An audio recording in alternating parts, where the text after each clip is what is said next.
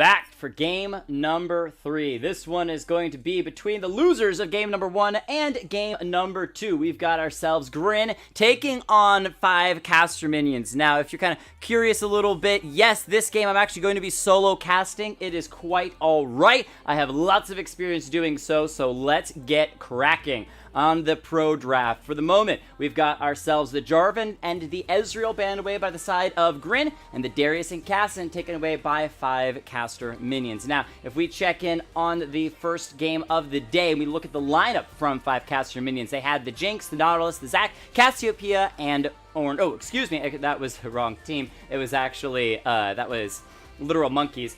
On the 5 caster minion side, it was the Vladimir, Rammus, Braum, Ashe, and Gnar. So they were happy to lane swap the Vladimir into the mid lane. They also first picked the Vladimir, as well as following that up with the Rammus and the Braum, giving themselves a very tanky lineup. So we'll see if 5 caster minions want to do something similar. Obviously, in the game number 1, with that first picking Vladimir, Grin says we're not really that concerned about it. We get to first pick our team. We are going to lock in the potential Ivern. Now, I'm waiting to see if that is a mistake. I'm waiting to see if something comes out where they say that it is not actually the Ivern. If it is the Ivern, I'm going to be impressed. It was played in the MSI games when IG had a game that they didn't worry about winning or losing. They had already locked in first place, and they played the Ivern anyway, just kind of having a little bit of fun. It was powerful. It did come out strong. Daisy has a lot of good CC she can bring to a composition. However, it's not exactly what I would think would be a top priority for the side of Grim, but they haven't said anything, so I assume that that is the way it is. That Rumble is Caitlyn, so it looks like Caitlyn to me, though, so I see a Caitlyn on my side. Oh, the Rumble is Caitlyn, and that means that they have someone else that they can potentially pick. All right, so they've got the Ivern, they've got the Caitlyn so far. This is also why, as you can see from my setup, I don't normally run Pro Draft because it does have these problems. The Ivern, the Caitlyn, the Jax. That's going to allow them some pretty good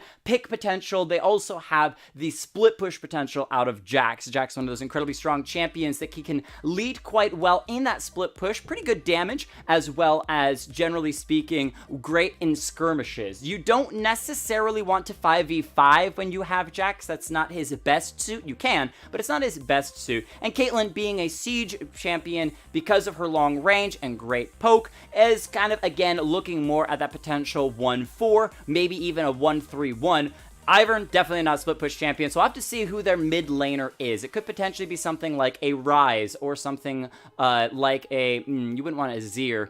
Maybe a Kassadin trying to split push on the side lane. We'll see once that gets locked in. For the side of 5 caster minions, they're going to go ahead and lock themselves in. The Nautilus to pair with that Varus, and the Cho'Gath. Could be mid lane, could be top lane, could be jungle. Lots of lane swap potential out of that Cho'Gath. So we'll see how they decide to take it. As the Syndra going to be banned away, Grin did play it last game, so they're picking away some of those champions that were played in the previous game, the Darius, the Syndra, and obviously they were listening to Zebra when she said, ban the Jinx away anyway, just play it safe. Take that, Jinx, and I failed to correct myself earlier. As Cassin's already banned, obviously it could not be played by the side of Grin. Yasuo and Braum, 2 follow-up bans there, both in that mid lane and support, pinching the other team's pools away. Now, with that Caitlyn, let's talk about supports that would help her out a lot. Morgana, a great one because you can layer some of that CC. She's been banned. Braum, she's really good at being able to follow up on his passive stacks of the Winter's Bite. He's banned away as well. So instead, you might be looking for something like a Lulu, who's got that focus on the healing, or not really healing, the shielding and the extra attack speed for Caitlyn, but most importantly, that wild growth. It basically says people that have executes, like the Cho'Gath, the bursts out of an AP Nautilus, though I doubt they're going AP Nautilus. We don't want to have that take down our Caitlyn, so instead we're just going to throw in that wild growth. You could also go for something like Soraka. You can't feast a Caitlyn from, to nothing if she's always full health, topped off with that Soraka. It is a squishy bottom lane. If you get hooked by that Nautilus, you're in a pretty bad spot. So it's going to be on positioning for them, and instead of going that supportive route, they're instead looking at the tanky engage route, the Galio. A little bit different than a Kai'Sa, but a Caitlyn Galio, very similar in the effect of Galio's going to be going in, going to be looking for that CC. Caitlyn can follow up with all of the extra damage as well. And Sylas, the final lock in. One of the reasons I love this from the side of Grin is there's so many ultimates that would be so good for him to grab. The Varus, the Nautilus, the Cho'Gath, all excellent. You don't necessarily want the Nunu and Will Up one. Yeah, it does damage. Sure, you can move around, but it's not as good. Looking more for that Feast from the Cho'Gath to try to get executes, or the ultimates from Nautilus and Varus, respectively, to try to get some initiation. As 5 caster minions, they get to counterpick this mid lane. Who's it going to be? The Zed to follow up. So, pretty strong. They're very assassiny, and only maybe the Sylas and the Caitlyn are particular people for him to assassinate. You could try to jump onto Ivern, but the problem with Ivern is that he innately, he's just scary to jump on if you can't 100 to 0 him, because he's got so many roots. He has the Daisy for the CC. There's so much stuff that he can do that just make your life difficult if you try as that Zed to hop on him. Now, we are going to be jumping into the picks and bans, so we will be following up all this commentary with a little bit extra commentary. Thank you, Bad Cole the Titan, for coming in and saying hello, checking us out. We are casting game number 3 of this amateur invitational tournament, and we will be getting underway here shortly. If you're looking at the compositions as a whole, as once the picks and bans go through, you'll see the same ones in game. Besides that Rumble, going to be that Caitlyn instead.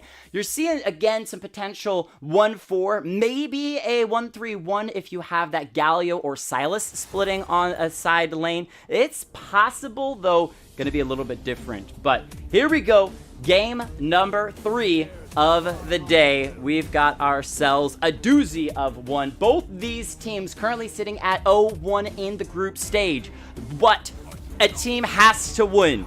That's the best part about League of Legends. If you are in a situation like this, one of these teams is coming out with the win. There's just no way around it. The question is, which one is it going to be? For the side of Grin, they've got themselves a pretty nice composition as a whole for that. As I was saying, 1-3-1 or 1-4. Galio can split push and try to come in with that ultimate. You also have that Sylas that could try to split push. The Kingslayer does deceptive amounts of healing. It's very crazy to see him suddenly get 600 health back in the middle of a 1v1 skirmish. On the side of 5 caster minions, certainly you could have that Cho'Gath in a side lane trying to split push against the Jax. You could also have Nunu and Willem trying to do something there, but you're more likely looking for some picks, maybe a bit of team fight. When you've got Cho'Gath being that tanky front line, you got Nunu being able to bring all the CC to the table. Varus's ultimate can work in a 1v1 situation, but it's not the best. You definitely want to be able to use it to have those creeping chains spread around to all the different people that are in a game, following them champion to champion, rooting them up, and allowing the rest of the team to collapse. And you're still bringing CC on the Nautilus as well. So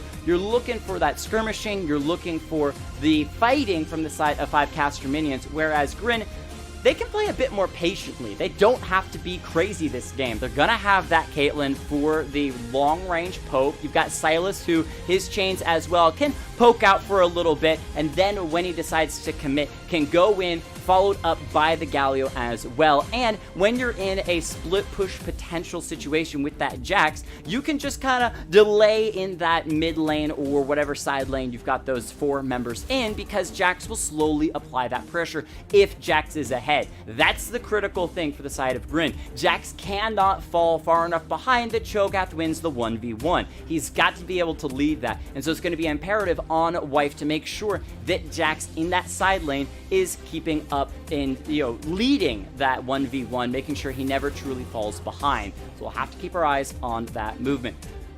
From the side of 5 caster minions, yeah, Crow Theo, pretty strong with that Nunu and Willem. We'll see how it actually plays into this game. It's going to be decent CC for the Zed if he's trying to jump on to that Sylas. However, again, Sylas, he's got some movement speed to himself. He's got those chains. He can kind of hop around a little bit. So I'm not expecting him to be totally crazy there in the mid lane. What I'd like to see more of is this bottom lane. If Nunu comes in and is able to find a knock up onto the Caitlyn, you're going to have range, especially because you can toss that snowball from a distance at rolls all the way in, getting that knockup. You don't have to be melee range to get taunted by the Galio. You find the knockup onto the Caitlyn, you can then chain that CC with the Nautilus and the Varus, and you're going to find yourself a nice kill. Especially post 6, you don't even have to start the fight with Nunu and Willem. You could start it with the Nautilus ultimate. He throws that out from a massive distance away, gets the knockup, and that is just going to start that chain CC in the bottom lane, potentially finding a kill onto Caitlyn,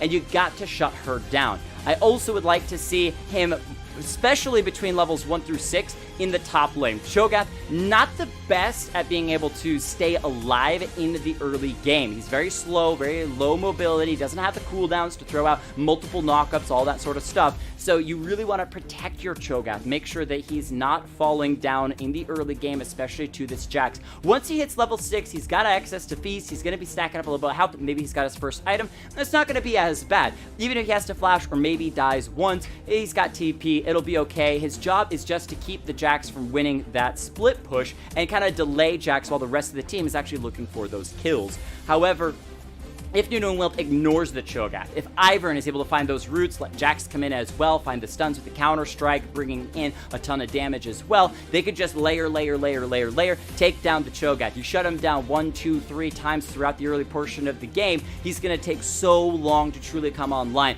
Jax will always be able to freely split push on the side lane, and that could just give Grin the edge that they need to actually get into this game. So, breaking down this, or the players and their champions this game as we are into game number 3. We've got ourselves a Bishop, excuse me, I've been saying all sorts of ways throughout today. Bisharp on the Jax in the top lane, Wife with the Ivern in the jungle, Midmaster on the Sylas in the mid lane, Minota on the Caitlyn AD carry, and Majin Buu with the Galio support.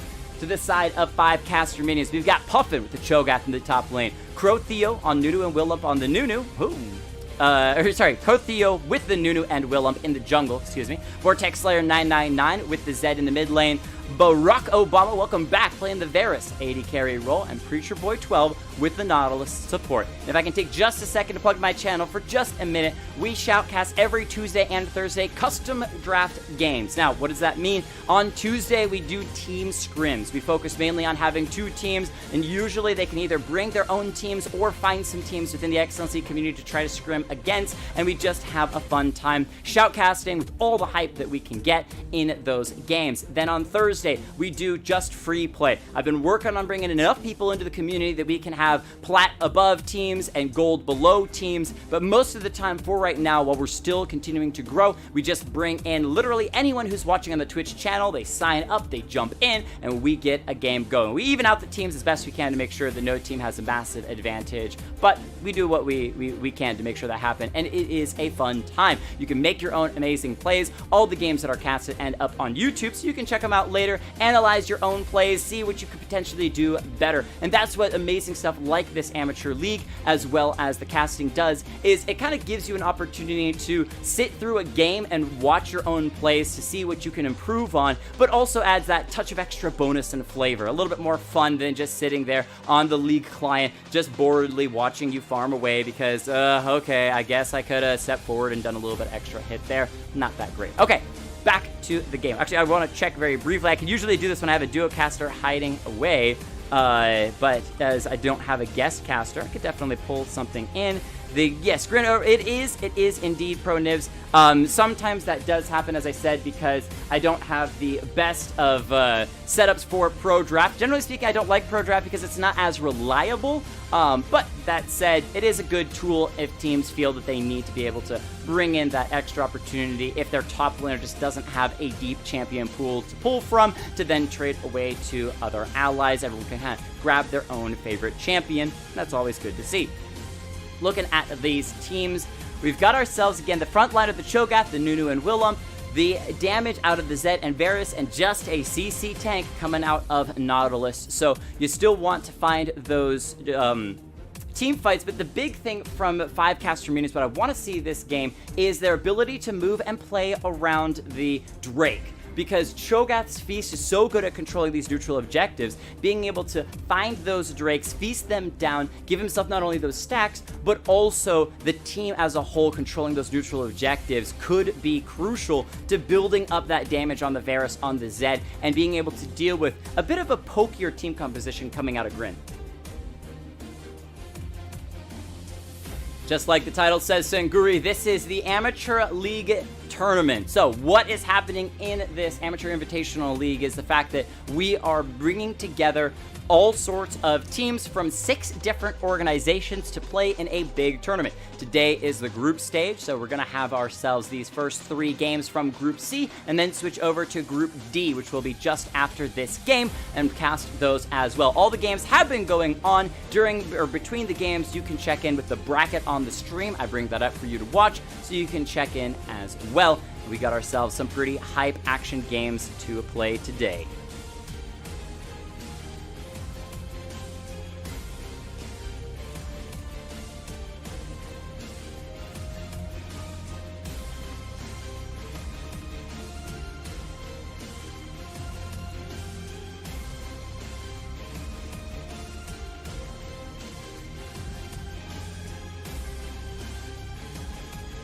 That's the question. Who are we cheering for? Literal Monkeys devastating game 1 and 2, doing a fantastic job of being able to just roll over their opponents. Definitely the favorites to come out of Group C, and they are incredibly strong there. But that means that this game number 3, they get a little bit more information. It's kind of a scouting for them to see what 5 caster minions and gross incompetence could bring into their future games, as everything that we just saw is going to be played again off stream as we're switching to that Group D. So they're going to be doing the round robin a second time. Did Scum or Cyanic play? They have not played just yet. That is Group D. No, that is Group A or B, which is going to be over at Everlife Gaming Network. So if you're not a part of Everlife Gaming Network, haven't sent them a follow. They are currently on break, but looks like Team Cyanic is coming up next. And there we go. I'll drop that link so you guys can check it out. Who do I want to win? Well, now that is an excellent question. If I had to choose, I think I would take Grin for 2 reasons. One, I've casted them before, so it's a little bit of fun to cast them a second time, give them a little bit of a shout out there. But 2, Grin definitely seemed to at least be trying to make the right plays in game number 2. Game number 1, 5 caster minions really seemed to fall apart. They were, they just didn't seem to be on the same page. They didn't have good synergy. They were making some really questionable choices. There was the occasional flash that didn't really go anywhere, and, you know, flashes, I guess, just to be flashy. It didn't work out so well for them, whereas Grin seemed to be trying something a bit on the different side. Plus, if you are a part of my channel, been out here for a while, we have a little bit of a meme going on with Daisy MVP. When we, during our normal games on Tuesday and Thursday, we kind of have ourselves that Daisy MVP, or we give out MVPs and honorable mentions at the end of the game for players on both teams, and when we aren't sure what team or what player to give on one side, we usually just throw it out to Daisy, because you know what, she can sometimes carry those games too. They've got the Ivor in this game being played by a wife, so maybe Daisy will be the MVP of this game. Daisy's always the MVP. That's exactly right. So, you can't be neutral. You know what? Oh, you unfriended me because you want 5 caster minions to play? That's fair. That is quite fair. In our future. Thank you so much, Zombie Angie, for that follow. Now you are a minion and can help us push down that mid lane. Silas getting a little bit of poke onto Vortex, 999.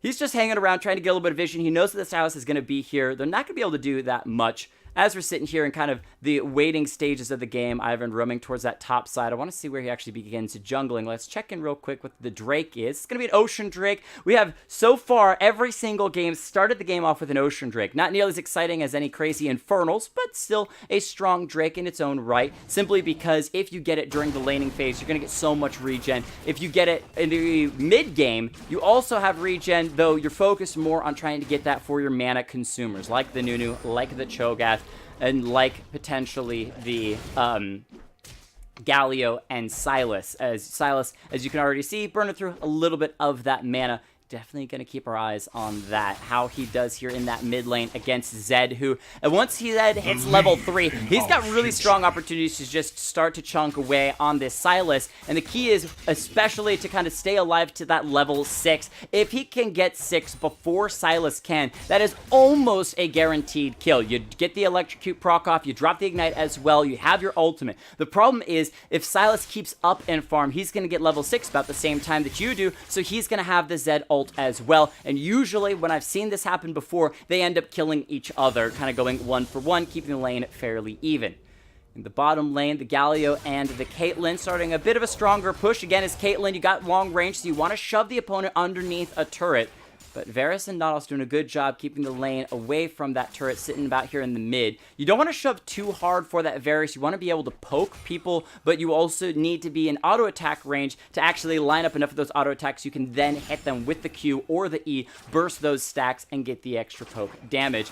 We're going to be playing around the range of this Galio. Level 2, level 3. He's got a great engage. He can not only find that 2-man taunt with the flash, but he's also going to be following up with the Justice Punch CC as well. And he can come out with some surprising good damage. He also started with a stopwatch in the runes. So keep your eyes on that. That'll be pretty interesting to see if he uses it in the early game, because it can disengage from a fight so well. In the top, Jax versus the Cho'Gath. Still fairly even. Jax kind of headed back to the turret. I'm not exactly sure what went on there, as his TP is still up and available, so not too crazy, but we should see them still farming it up for a while as we're waiting on these junglers to get some action, as Ivern's going to start off in the bottom lane. There's the flash, 2-man taunt, the ignite taking away onto the Varus. This will be first blood for the side of Grin. They can turn it onto the Nautilus as well. The cooldown on the Ivern root, not that long, and Galio wanting to make sure that this Nautilus goes down, finds the Justice Punch backwards. He tries to flash away, but the Galio's taunt is going to come through again. 2 kills for the side of Grin in the bottom lane. Fantastic work. You're giving 1 kill to the Caitlyn, 1 kill to the Galio. Certainly you want 2 kills on Caitlyn, but 1 on Galio still feels good because you're allowing him to get tankier, and you don't want Ivern to get those because Ivern is not a killing champion, nor is he a tank. Certainly some levels are good, but him backing away, not stealing any of those kills is a great start for Grin. Giving themselves about 1,500 gold lead. They're going to be doing well, and now I want to see whether Caitlyn, with this back, what does she decide to buy? And with that early death from Varus, he did not go Cull, which some ADCs do. If they die in the early game, they switch to Cull. They say, you know what, let's just go, don't even worry about it, let's just stack up for the later stages of the game. Instead, he gets himself a dagger and a control ward, maybe trying to get that early vision to make sure that Ivern can't repeat that, which he's still in this bottom side, could potentially do just that. Thank you so much to all those follows. You guys have been absolutely fantastic, hanging in, joining up, and with those follows, that helps out the channel massively. We are coming up very quickly to our 1,000th follower mark. If we hit that mark, man, things are going to go nuts. We're going to get a big party going on. Not this stream, for certainly not this stream, but potentially one of the following streams. Ivern coming here to the mid lane, finds the slow onto Vortex. He's going to go ahead and shadow dash himself. He's rooted up, but it's underneath the turret. So not too concerned with that. Wifey just going to walk away. He's got an early game mobility boot, so he's got heavy mobility. You can see that focus with that early back. He wants to be ganking as much as possible again. And we'll see how he can do that. As a huge thank you over to Rainsford for that follow with a Twitch Prime. Thank you so much. You get yourself those 4 emotes plus 1 awesomeness and 45% increased hype with those emotes that you can drop in the chat if you see something amazing. It's not weird for Cho'Gath, but weird for the situation, says the important Canadian. Welcome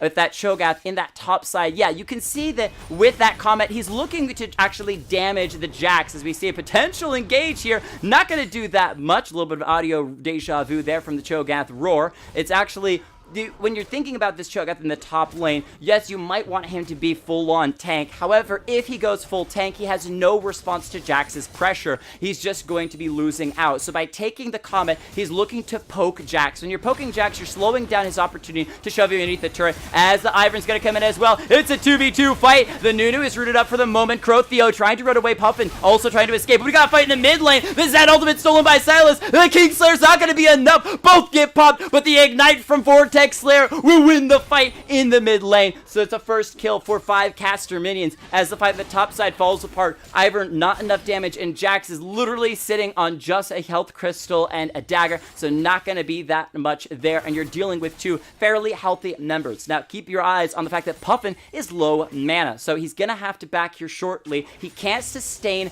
holding this turret with no mana. He has to rely on being able to do these roars as well as the Vorpal spikes and the knock up from the Rupture to kind of continue to farm up. Certainly he gets a little bit of mana back from the minions, but it's not going to be enough to keep Jax from just shoving him underneath the turret. And the earlier you back and TP, the longer you can hold the lane. If he gets shoved all the way underneath that turret, he's going to start losing minions, and that's what Bisharp wants to have happen. So we'll see how long Puffer decides to stick around up here and trying to use those comets to harass the Jax away. Thank you so much, Dallas, as well. Hello, hi, how are you doing? Actually, Dallas didn't follow, he just said hello. No worries there.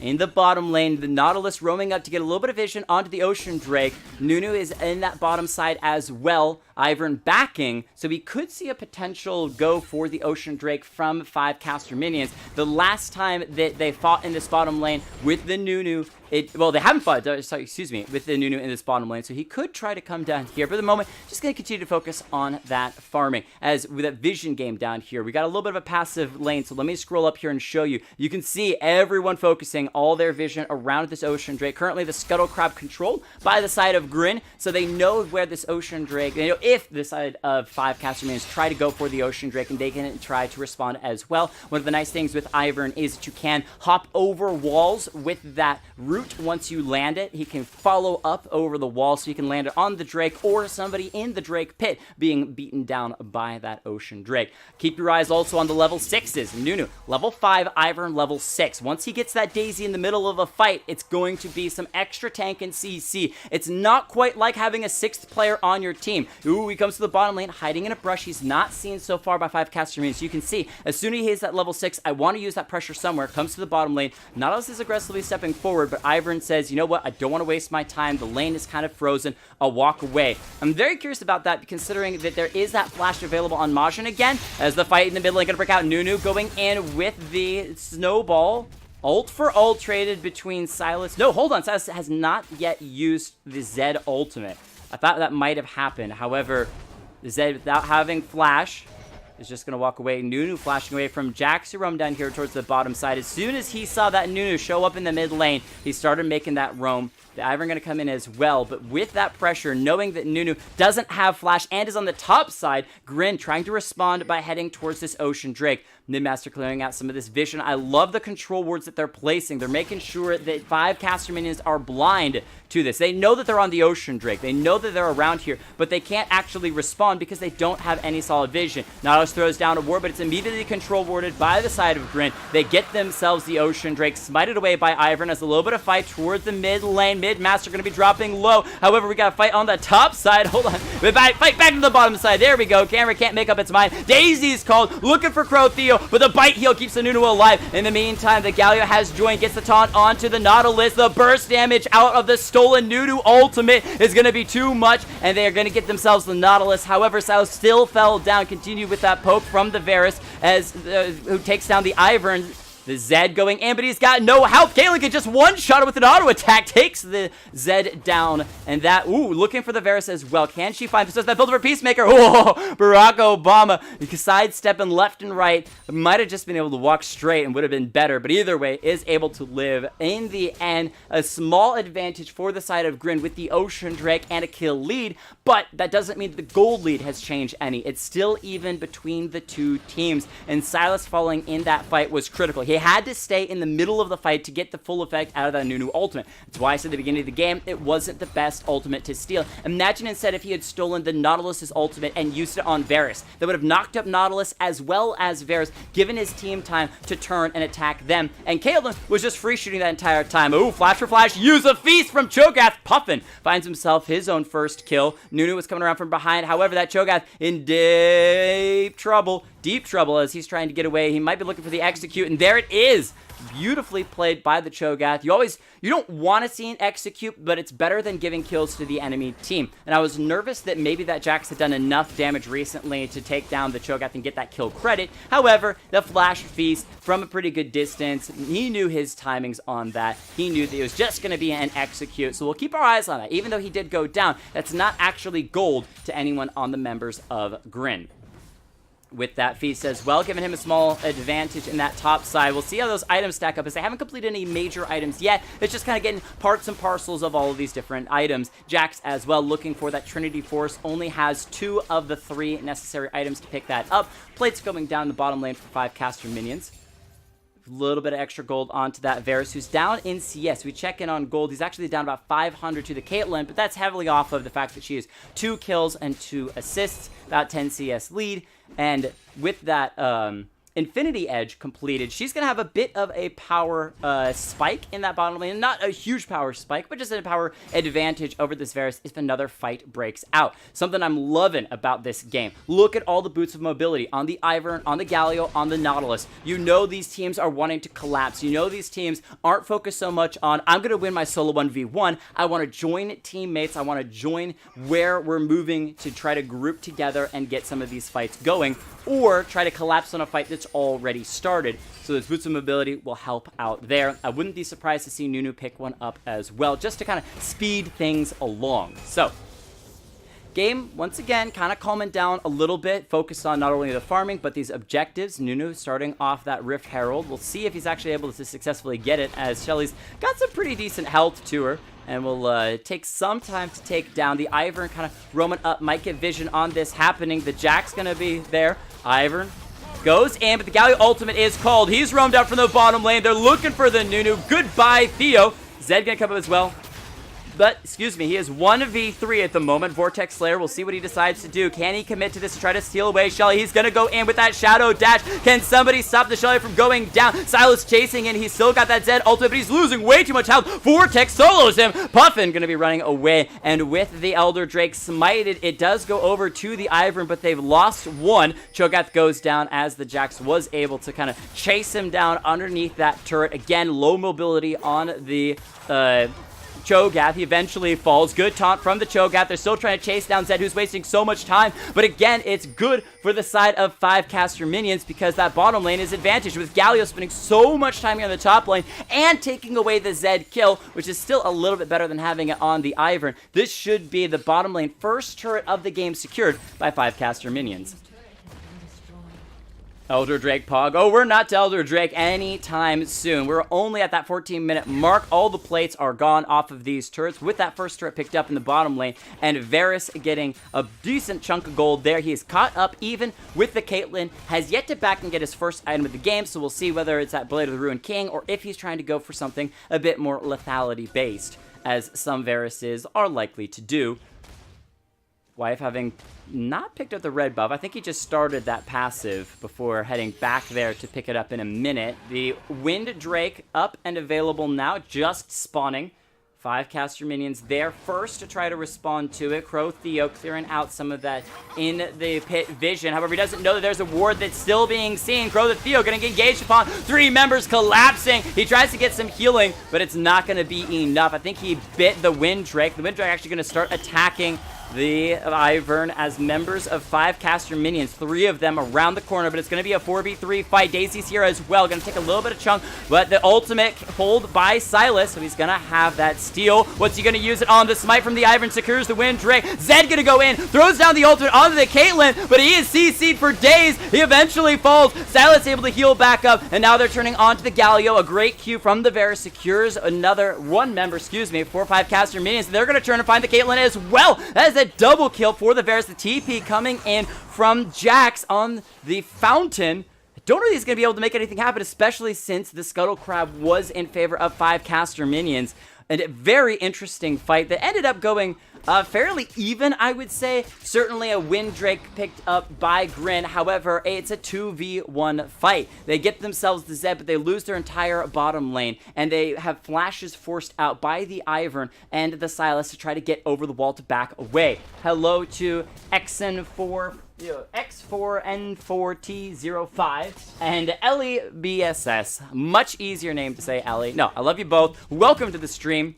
As that top lane turret falls, this is the amateur invitational tournament that is running right now between 6 different organizations, submitting a bunch of teams. These 2 teams in this game are submitted by Focus and Ascension, respectively. As Gross Incompetence has a bit of a lead so far in this game with the kills, but not necessarily in gold. You can see there the gold graph. It's about a 2,000 gold lead. Well, not really graph, but just the gold at the top of the map. Top of the screen. 5 caster minions able to have about a 2,000 gold lead, We'll see if they can scale this up further as they have lost both Drakes, but a lot of this gold lead is off of their minion advantage. Look at the Zed, 30 CS up over the Sylas in that mid lane. Rift Herald going to be called into the mid lane as there's no one there to defend. Zed is running right now towards it to try to stop it, but I think this mid lane turret is going to be gone. Sylas even stealing away the Zed ult just to make him rethink going in. The Shelly is actually taken down. There wasn't many minions and many members of Grin to actually defend it, so they will still have yet to secure the first turret of the game. 3 members of Grin catching sight of Nunu as he's coming into the river. But most of the action in this game is kind of calmed down. You can see that from both teams, you know, when you're kind of close in gold and you're not feeling like you have a great advantage of the game, most teams tend not to immediately jump in for the fights. It's a lack of confidence in those plays. You say, you know what, I really want to make sure that I can win a fight before going in, and we might see a fight in the bottom lane. Oh, nope, Jax is able to get himself out with a good timed recall. If Puffin had landed a rupture, that could have been the death of Jax. As 3 members of Grin are pushing onto that top side. So the split push from Jax starting out strong, and they are trying to run a bit of a 1-3-1. The Sylas into this mid lane, Jax to the bottom side, 3 members in the top. However, Sylas is going to be jumped on. Zed is here. Execution just jumps on Sylas's back, takes him out. 3-3-3 the scoreline. It's not so bad. It's got some pros and cons to it, but in the end, he is able to find those executions on the Sylas, and that's what matters, is when you know that you can pick somebody off, you can go in for those assassinations on the squishier members. That Ivern is going to be eventually a target for him. I said at the beginning of the game that it was kind of iffy because of his roots, his ability to pull out Daisy, she's got CC. However, as the game goes later and later, Zed is going to have enough damage that, sorry Ivern, you just don't have the health to deal with. Jax able to push the Cho'Gath back to the turret in the bottom lane for now, but he doesn't yet win out so confidently in these fights. He's finished off the Trinity Force, but Jax starts off with that Frozen Heart, making sure that he's armored up, and he's playing the longer game. If you think about Cho'Gath and the Frozen Heart, yeah, it doesn't help him that much with Jax, but there's a Caitlyn on the enemy team. You can get a huge bonus of slowing those auto attacks down on that Caitlyn, and a great roam by the side of 5 caster minions allowed them to get a turret in the mid lane. As the third turret of the game, as the engage from Grin goes in. Nautilus ultimate going to slow things down though. And the play has been called off for now. Grin backing away, just trying to reset these minions and maybe push in, find their own first turret. But we might get a 5v5 fight here. Who wants to start this one off? Grin, they have the siege potential with that Caitlyn, but instead they're going to be turning, looking for the Zed. He shadow dashes away. He's staying alive for the moment. Jax can just hop in with that leap strike, find himself a kill. So it's a 4v5 fight at the moment. Ivern trying to steal away the blue buff. Galio's going to find the taunt onto the Nunu, but Nunu's fairly tanky. The Cho'Gath ult has been stolen by Sylas, so he can feed someone down if they get low enough. Nunu was looking like a tasty target, however, able to get away for now. And so even though it was a kill to Grin, they kind of mispositioned around the mid lane, and that wave is going to slow things down. They're still going to be chasing in, looking for the Varus, force out the flash, the Galio ultimate coming in, knocking up 2 members, but there are the tanks. Now Nunu can come in from behind. The snowball's not going to land on anyone, and the Sylas is dropped low, beats it away. Nautilus is the one who picks it up. He's going to hook Ivern right back into the team. Goodbye, Daisy, and 5 caster minions find themselves success in this mid lane. They are continuing to lead in gold. They're about 4,000 gold up now, and they are not going to push the mid lane turret. Instead, go and try to grab their own Wind Drake, which the side of Grin already have one. The 3 members that are here may try to turn and chase this one down. They should know that this is happening. There they go, getting the Scryer's Blossom.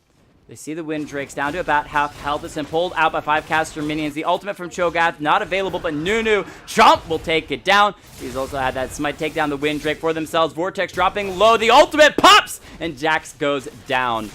Ooh, ace in the hole. So close from the Caitlyn, but just not quite enough damage take out the Zed. Vortex Slayer getting out 4, 4, and 3, keeping up that equal kill and death ratio. It's not what you want to see on an assassin, but it's still fun to keep our eyes on. And with that Wind Drake, you can kind of start to feel that maybe 5 caster minions are actually finding themselves that edge. You know what they're saying? Look at the team, or look at the map as a whole. We're playing more confidently. We're calling the shots. We move to the Wind Drake, we secure it. Zed makes a solo play with Jax in the mid lane, who's not split pushing. That's the whole thing about Jax. And Bishop wants to have this Jax in a side lane, pushing it down and securing turrets while the rest of the team is fighting in a potentially 4v4 or a 4v5. But at the moment, Jax can't do that. Sure, he was able to shove Cho'Gath out of the turret, but he's joining his team, and that's not what you want to see. You want to see him just destroying Cho'Gath in a side lane and allowing his team to kind of play a bit more of the longer siege game.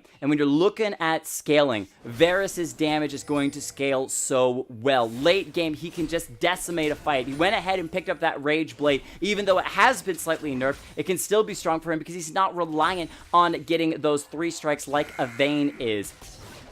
That was an interesting noise. I'm trying to figure out which champion skin has that. Maybe it's the Ivern skin. Yes, because it's Dunkmaster Ivern. That's what it was. The passive had finished for Ivern on the Grump, and that is why you get that little bit of call from the basketball court.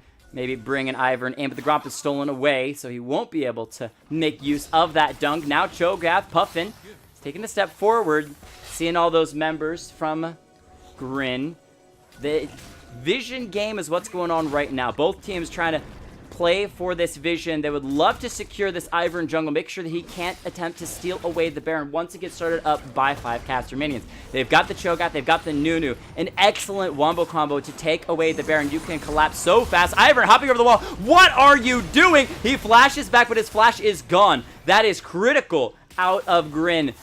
Just a mistake by Wife. Not really sure why he went in to try to steal away those wolves. It's 3 wolves. It's not that big of a deal. I know that you're behind by 5,000 gold, but those are the plays that can really cost you, especially once that Baron gets started up by 5 caster minions. It was amazing that he was able to flash over the wall and actually escape that with the CC that 5 caster minions had. Varus throws out his ultimate. He is gone, but may have been thinking that, you know what, he's dead anyway, so not why worry about it. Ooh, chaining CC. Varus Zed underneath the turret won't be enough. He shadow dashes away, and the Caitlyn goes down. Vortex Slayer truly online at this point, can decimate those squishier members. Expect to see that onto the Ivern as well. Every time he's got that ultimate available, he's going to be looking for a target to do exactly that with. And even though the Sylas does have some CC, it's not a silence, it's not anything crazy that will make sure that Zed has to stick around. It's just a little bit of a knockup, and that knockup doesn't even last very long.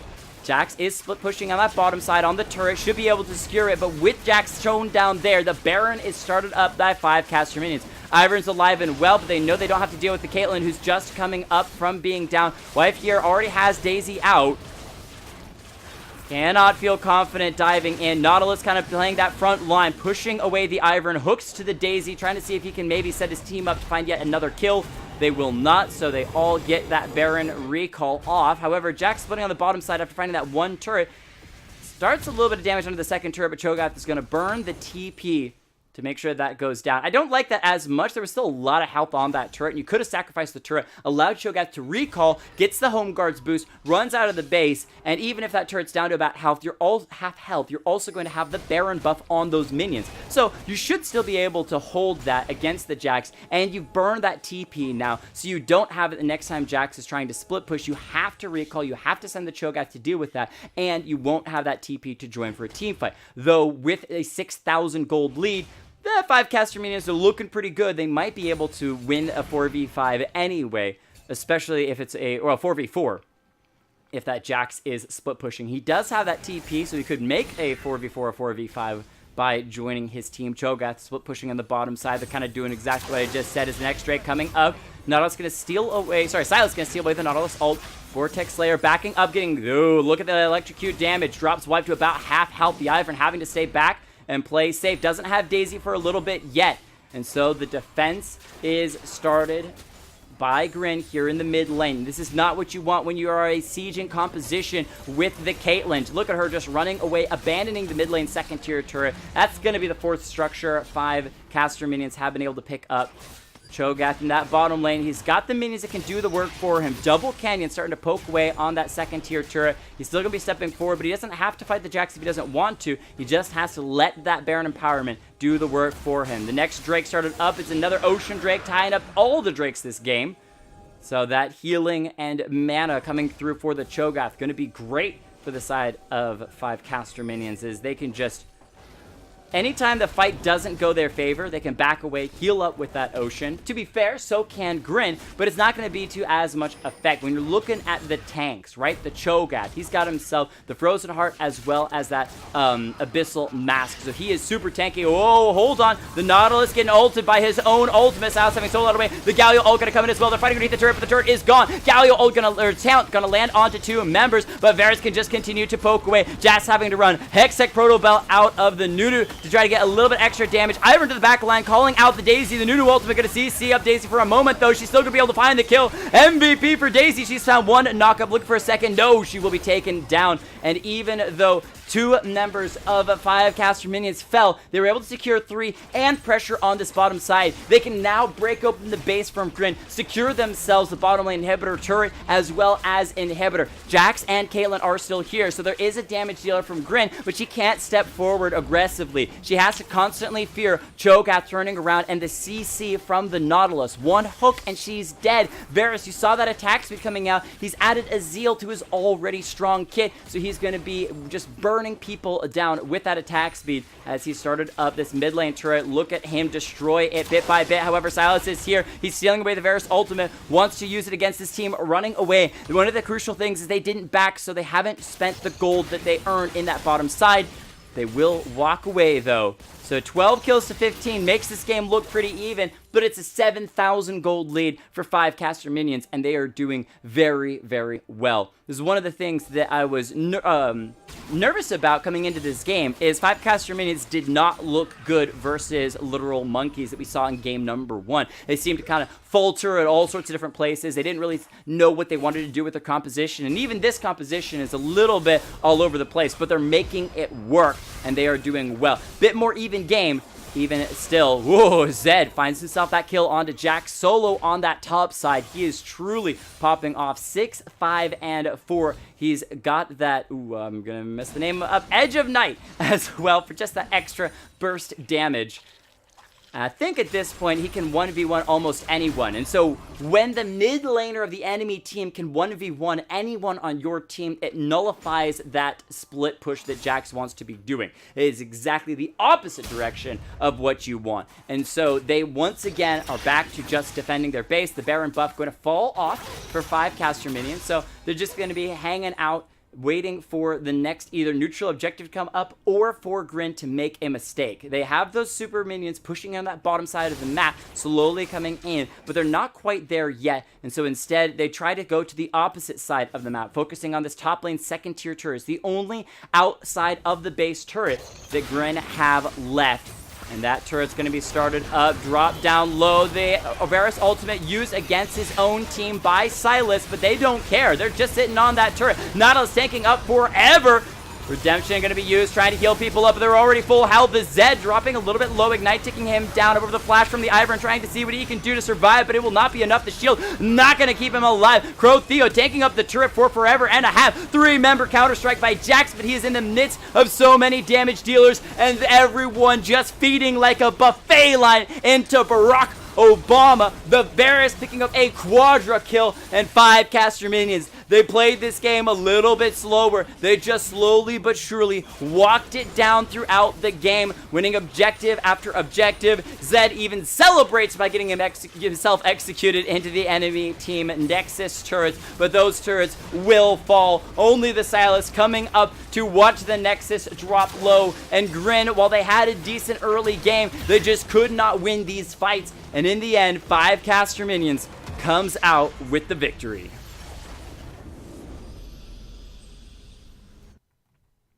Great stuff there by both sides, honestly. But in the end, 5 caster minions show true preferential in that game. A lot of that was based off of the Vortex and Barack Obama. One of the things about running kind of a 3-tank line, the Cho'Gath, the Nunu, and the Nautilus, is that you have to rely heavily on your damage dealers to actually deal damage. You can't just say, you know what, we're going to ignore the damage dealers. Let's instead focus on, I don't know, being tanks. You have to keep them alive. And the peel coming out from the from the Nautilus and the Cho'Gath was amazing to watch, making sure that no Silas dives, no Jax dives could get to those squishier lines. And with Jax pushing on that top side, really, it was so just open farming from the side of 5 caster minions carries, the Zed and the Varus, just to walk through, find those kills, and Vortex Slayer did an amazing job of getting them through that early game to mid game, and then at the end, everyone just peeled and tanked up for Barack Obama to sit there auto-attacking away. Took no damage in that last fight around the top lane turret. Just kind of hit auto-attack and went and took a nap. Got himself a quadra kill, as they will also then take the game, and that will end the first part of the first round robin. Amazing stuff from both teams, but we are going to take a quick break and then come in for the second half of the round robin group stage for Group D. We will be right back. We will try to get ourselves a duocaster for game number 4 of the day. Don't go anywhere. If you want, you can check out Everlife Gaming Network. They've got some games going on over there as well, the other half of these groups. But we here at XLNC will be right back for game number 4.